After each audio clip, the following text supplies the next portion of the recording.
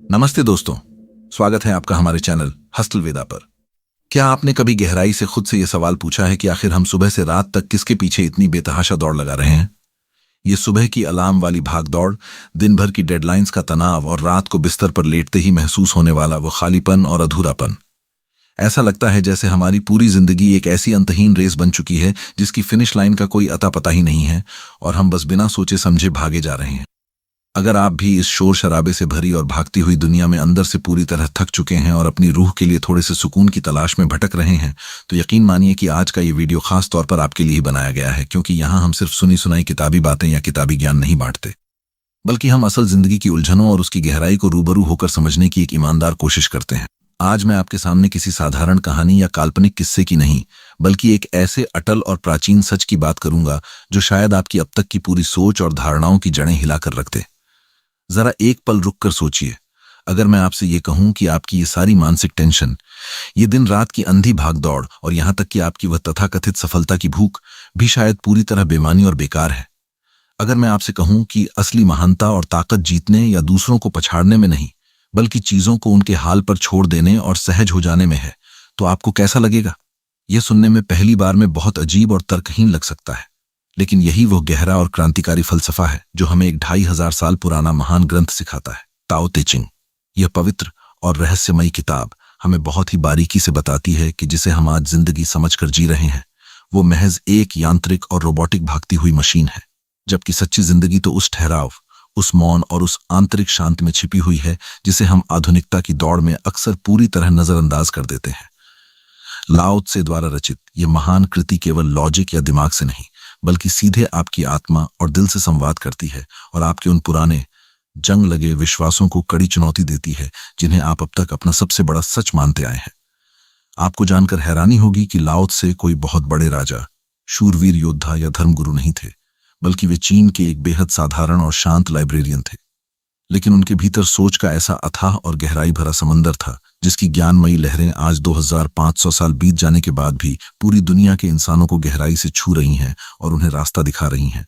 यह ग्रंथ महज छोटी छोटी कविताओं और सूत्रों का एक संक्षिप्त संग्रह है जिसे पढ़ने में तो शायद आपको केवल 1 घंटा ही लगे, पर इसके गूढ़ अर्थों को आत्मसात करने और समझने में पूरी उम्र भी कम पड़ सकती है। यह आपको कुछ नया करने या हासिल करने के बजाय कुछ न करने की उस अद्भुत और दिव्य ताकत के बारे में सिखाती है जिसे समझना आज के युग में सबसे ज्यादा जरूरी है। यह हमें संदेश देती है कि अपने स्वभाव में पानी की तरह बनो, जो बिना किसी संघर्ष, बिना किसी टकराव और बिना किसी शोर के अपना रास्ता खुद बना लेता है और जिसे दुनिया की कोई भी ताकत रोक नहीं सकती। अगर आप में अपने अंदर के सच का सामना करने की थोड़ी सी भी हिम्मत बाकी है, तो मेरे साथ इस आध्यात्मिक सफर पर चलिए और नीचे कमेंट्स में मुझे जरूर बताइए कि आपके निजी जीवन में सुकून शब्द का असली और गहरा मतलब क्या है। हमारी इस नई यात्रा और जिंदगी का सबसे पहला और बुनियादी सबक है ताओ, जो अपने आप में सब कुछ भी है और कुछ भी नहीं। गौर कीजिए कि हमारी पूरी जिंदगी बचपन से लेकर बुढ़ापे तक सिर्फ हर चीज को समझने के पीछे भागती रहती है। हम दुनिया की हर चीज को एक नाम देना चाहते हैं, उसे खानों में बांटकर परिभाषित करना चाहते हैं और हर हाल में उसे अपने हिसाब से नियंत्रित यानी कंट्रोल करना चाहते हैं। हमें यह भ्रम हो गया है कि अगर हमें सफलता का कोई गुप्त फॉर्मूला मिल जाए या जिंदगी का कोई ठोस मतलब समझ आ जाए, तो सब कुछ हमारे इशारों पर नाचने लगेगा। लेकिन यहीं पर ताओ हमें एक जोरदार मानसिक झटका देता है। ताओ दर्शन कहता है कि जिस सत्य को शब्दों में पिरोया जा सके या जिसे जुबान से बयान किया जा सके, वह असल में ताओ है ही नहीं, क्योंकि ताओ तो वह अनाम और अदृश्य शक्ति है जो इस अनंत ब्रह्मांड की हर छोटी बड़ी चीज को एक दूसरे के साथ जोड़कर रखती है। इसे न तो अपनी आंखों से देखा जा सकता है, न ही हाथों से छुआ जा सकता है और न ही केवल दिमाग के लॉजिक से पूरी तरह समझा जा सकता है। यह विचार शुरुआत में बहुत डरावना और असुरक्षित लग सकता है, क्योंकि हम इंसानों को अपना नियंत्रण खोने से सबसे ज्यादा डर लगता है। लेकिन लाओ त्से के क्रांतिकारी सिद्धांतों के अनुसार यही झूठे नियंत्रण का पूरी तरह से त्याग कर देना ही मनुष्य की असली और सर्वोच्च आजादी है। जरा एक पल के लिए अपने पास से बहती हुई एक पहाड़ी नदी के बारे में सोचिए। क्या उस नदी के पास आगे बढ़ने के लिए कोई सैटेलाइट मैप होता है, या क्या वो हर मोड़ पर किसी से रास्ता पूछने के लिए रुकती है? बिल्कुल नहीं। वो तो बस अपने स्वभाव में बहती रहती है और बिना किसी घमंड के, बिना पहाड़ों से लड़े, बिना अपना आपा खोए, केवल अपना रास्ता खोजते हुए अंततः उस विशाल समंदर में विलीन हो जाती है जहां उसे पहुंचना ही था। अब जरा अपनी खुद की जिंदगी पर गौर कीजिए। क्या आप अपने करियर, अपने रिश्तों, अपनी सामाजिक छवि और जिंदगी की हर छोटी से छोटी बात को जबरदस्ती कंट्रोल करने की कोशिश में खुद को अंदर से थका, चूर और तोड़ नहीं रहे। ताओ हमें बहुत प्यार से समझाता है कि हर चीज को अपनी बुद्धि से समझने और मोड़ने की ये जिद अब छोड़ दीजिए। बस इस अनमोल वर्तमान पल में पूरी तरह जिएं और अपनी उस शांत आंतरिक आवाज पर अटूट भरोसा करना सीखें जो आपको सही राह दिखा रही है। याद रखिए, जब आप बाहरी दुनिया के नियंत्रण का मोह और लालच छोड़ देते हैं तो आप नीचे नहीं गिरते, बल्कि आप जिंदगी के उस दिव्य प्रवाह के साथ एक लय में होकर सहजता से बहने लगते हैं, जहां सारा तनाव अपने आप गायब हो जाता है। हमारी यह आधुनिक और भौतिकवादी दुनिया हमें बचपन से ही एक ही पाठ रटाती आई है कि और ज्यादा मेहनत करो,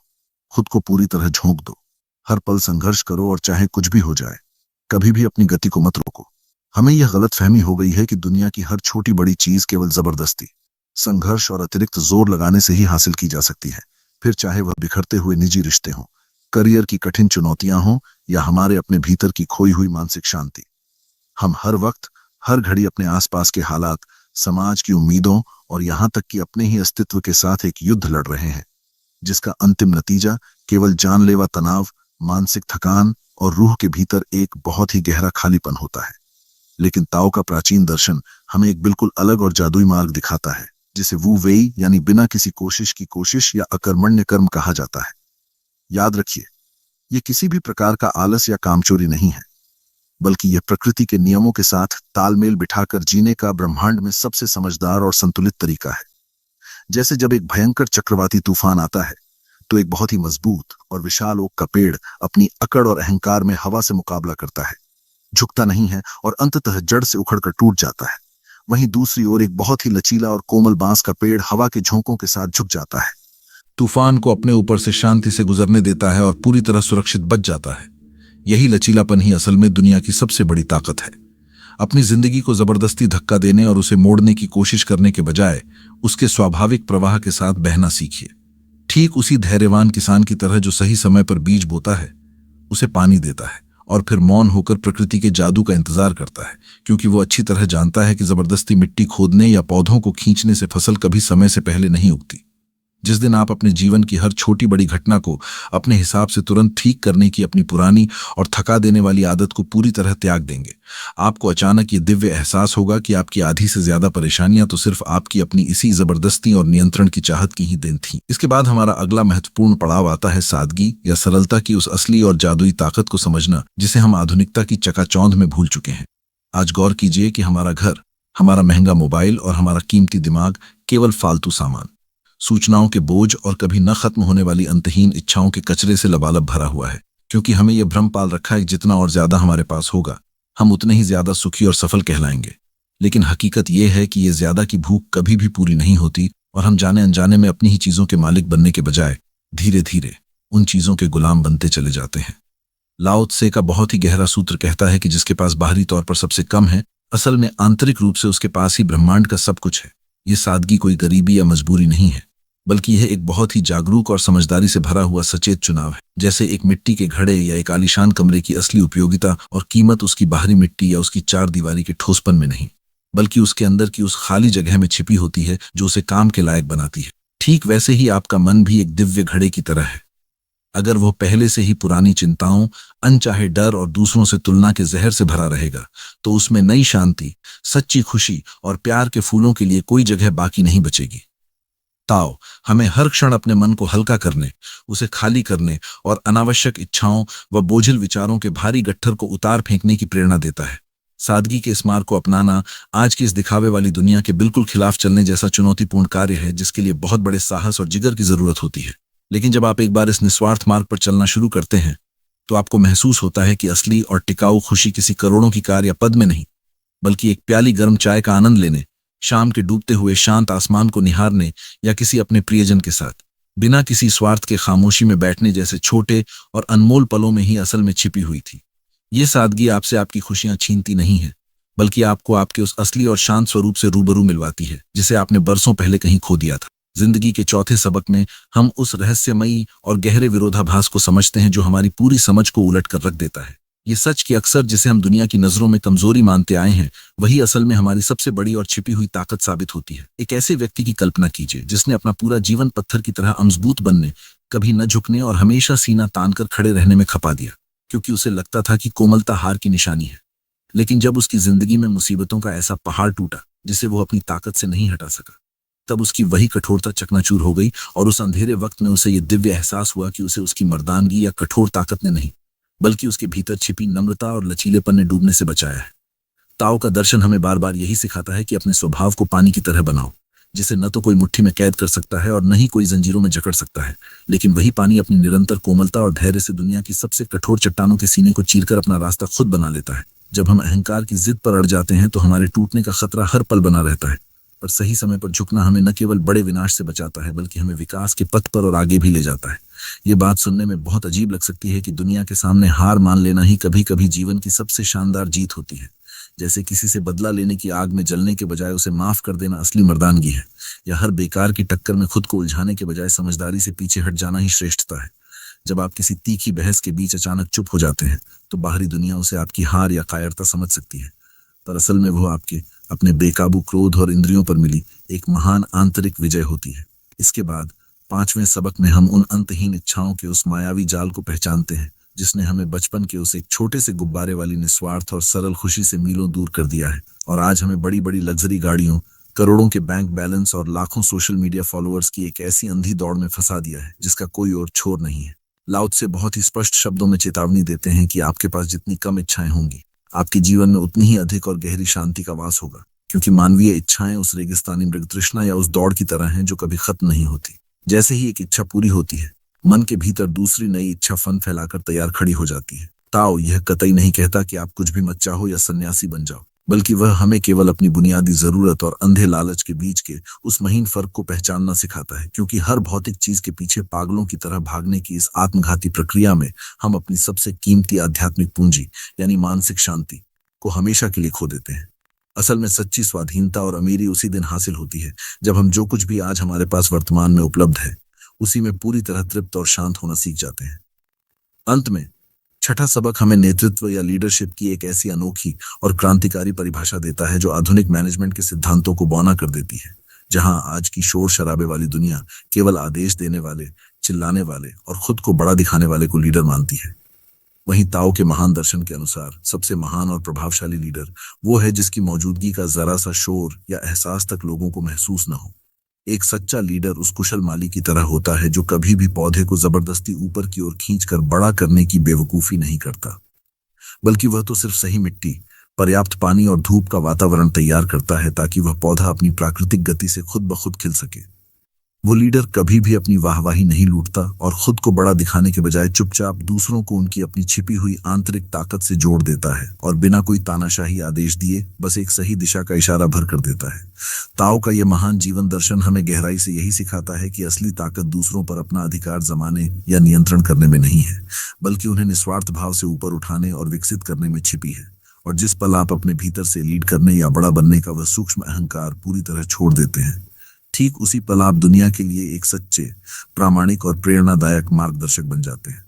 7वें सबक में हम जीवन और मृत्यु के उस अत्यंत गहरे और रहस्यमयी संतुलन को समझने की कोशिश करते हैं जिसका नाम सुनते ही अक्सर साधारण इंसान का दिल घबराहट और एक अनजाने डर से भर जाता है,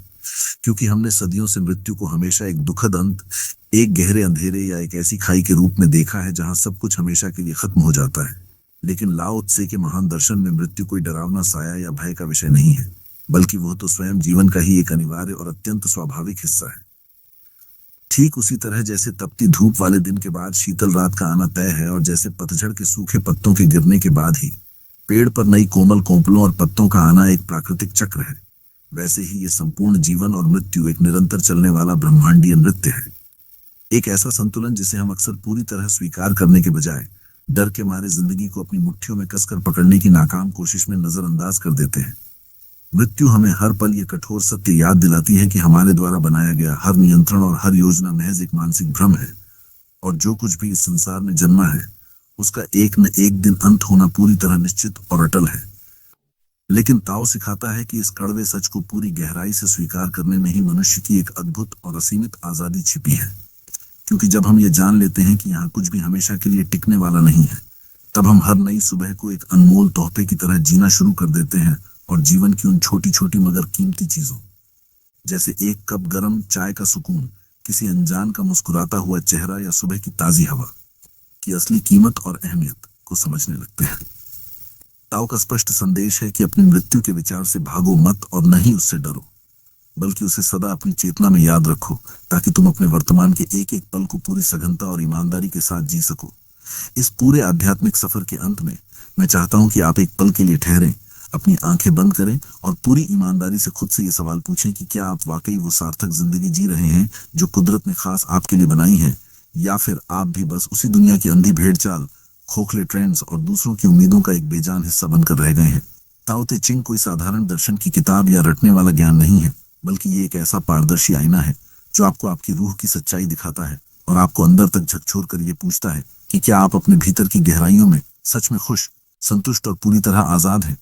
ताओ का ये दिव्य रास्ता कठिन सिर्फ इसलिए महसूस होता है क्योंकि यह आपसे बाहर की भौतिक दुनिया को बदलने की मांग नहीं करता, बल्कि यह आपके अपने अंदर के गहरे डर, असफल होने की पुरानी चिंता और उस अहंकार के विशाल पहाड़ को पूरी तरह पिघलाने की बात करता है जो हमेशा खुद को दूसरों से श्रेष्ठ और सही साबित करने की जिद पर अड़ा रहता है। जिस क्षण आप अपने कंधों से इस भारी अमय और अहंकार के बोझ को उतार कर नीचे फेंक देते हैं,